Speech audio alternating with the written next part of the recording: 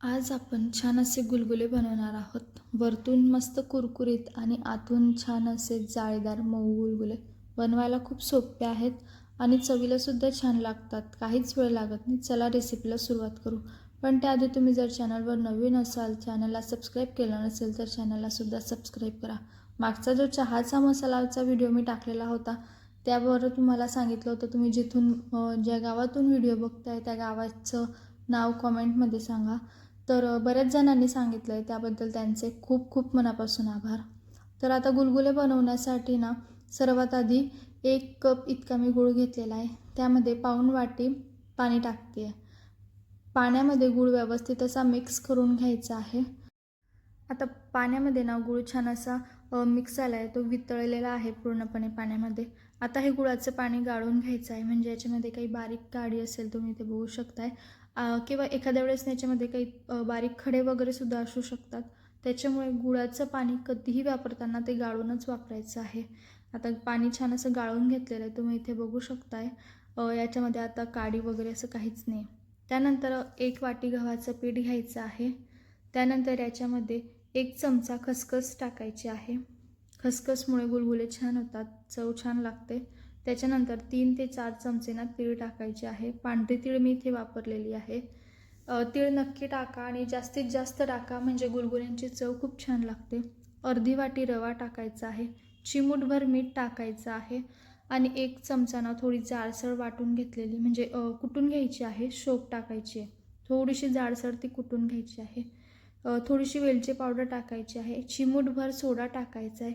आता हे सर्व साहित्य व्यवस्थित असं मिक्स करून घ्यायचं आहे. आता हा व्हिडिओसुद्धा तुम्ही कुठून बघताय, कोणत्या गावातून, कोणत्या शहरातून बघताय ते सुद्धा मला कॉमेंट करून नक्की सांगा, म्हणजे मलासुद्धा समजेल माझे व्हिडिओ कुठपर्यंत जात आहेत. आता सर्व पीठ आहे ना मिक्स झालं की यामध्ये गुळाचं पाणी टाकायचं आहे, जे आपण तयार करून घेतलेलं आहे. सुरुवातीला सर्व पाणी टाकायचं नाही आहे, थोडं थोडं करत पाणी टाकायचं आहे आणि हे पीठ भिजवून घ्यायचं आहे. पाणी टाकल्यानंतर मला अजून थोडं पाणी लागणार आहे याच्यामध्ये, तर मी पाणी टाकते. आणि जेव्हा आपण गुळाचं पाणी वापरतो त्यानंतरसुद्धा पीठ जर घट्ट असेल आणि पाण्याची आवश्यकता असेल तर आपण साध्या पाण्याचा वापर या ठिकाणी करायचा आहे.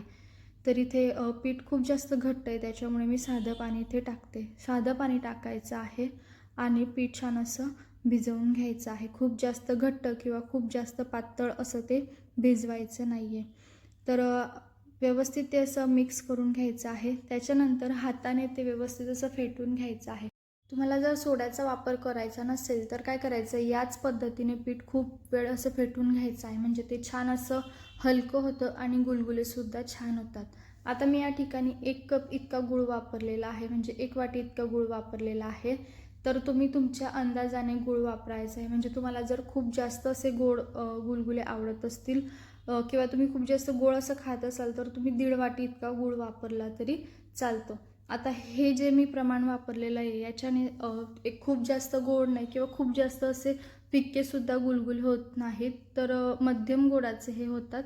तर इथे तुम्ही बघू शकतायत पीठ छान असं आपलं इथे तयार आहे. कन्सिस्टन्सी तुम्ही इथे बघू शकतायत. बस सेम असंच पीठ आपल्याला भिजवून घ्यायचं आहे. त्यानंतर तेल गरम करायचं आहे आणि पाण्याचा हात घेऊन एक एक करून हे असे गुलगुले टाकायचे आहे. गुलगुले जसे छान असे फुगतात तसे ते वर येतात.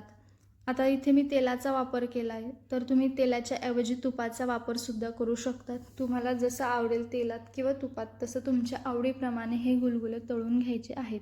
आता गुलगुले टाकल्यानंतर त्याला लगेच झाऱ्याने पलटवायचे नाही आहेत. त्यांना छान असं वर येऊ द्यायचं आहे आणि त्याच्यानंतरच ते पलटवून घ्यायचे आहेत. आणि झाऱ्याने त्याला असं उलटपलट करून एकसारखे एकाच रंगावर ते तळून घ्यायचे आहेत.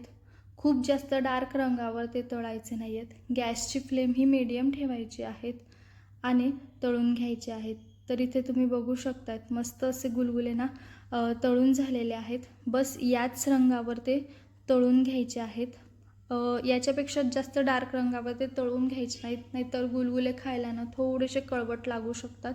त्याच्यामुळे सेम याच रंगावर ते तळून घ्यायचे आहेत.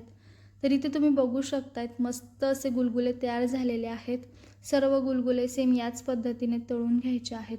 आतूनसुद्धा खूप छान अशी जाळी त्याला आलेली आहे. मस्त असे हे गुलगुले तयार होतात. खूप लवकर होतात, जास्त वेळ लागत नाही. तर कशी वाटली आजची रेसिपी नक्की सांगा. आवडल्यास लाईक करा, जास्तीत जास्त शेअर करा.